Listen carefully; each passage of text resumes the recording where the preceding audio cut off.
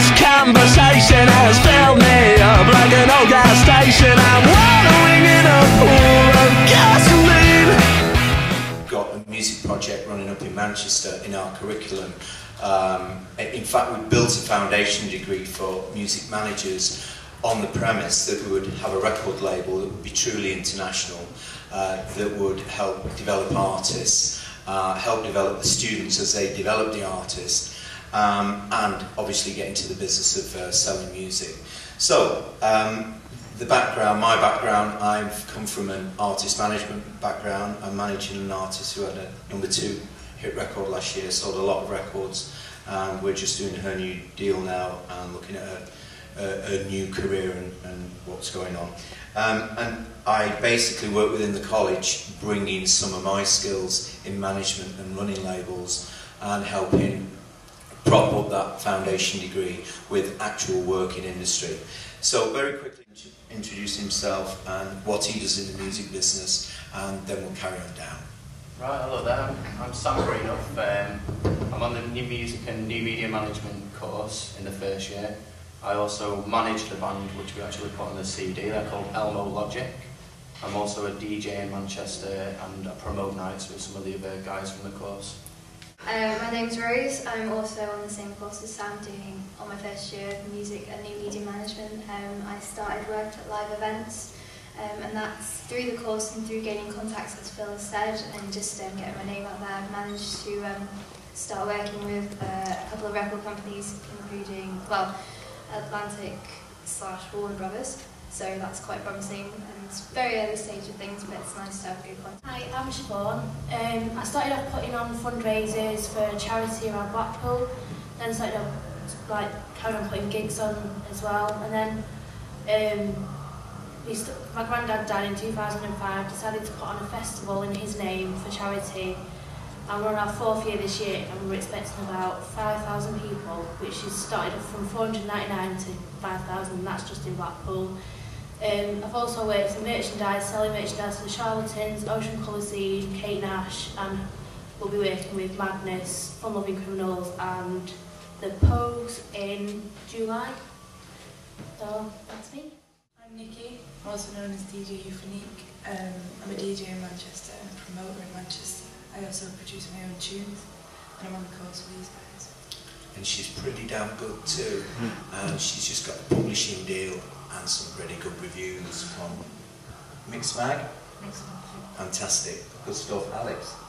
Hi, my name is Alex. I'm originally from Holland, came over here for the course. Used to work as a lighting engineer, always been interested in music, and then just some point in life bumped into the course. Found a course meeting, course fair, whatever you want to call it.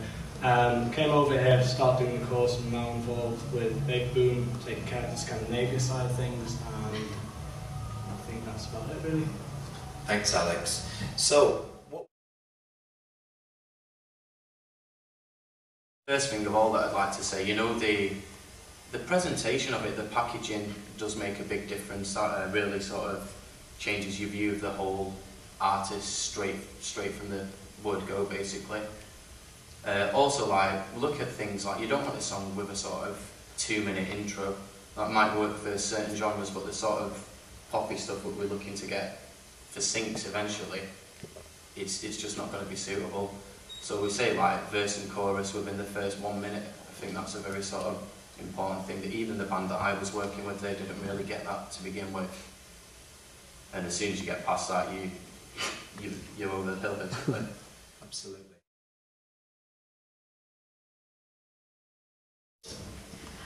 We had to look at what we felt our artists could give to the market, so obviously a lot of us had different genres, whether it be synchronization work with certain things we wanted to look at as in terms of strategy, where we wanted to get our artists to be. Some, particularly my artist, from the compilation, it was a bit of a learning curve. I should have picked someone who maybe I could have had more participation with in terms of getting them off the ground, even if it's just getting things like sorting out their MySpace, making sure, because as Sam said, just people don't realise that not everyone wants to read a massive bulk of writing. It's the same thing as having a massive intro.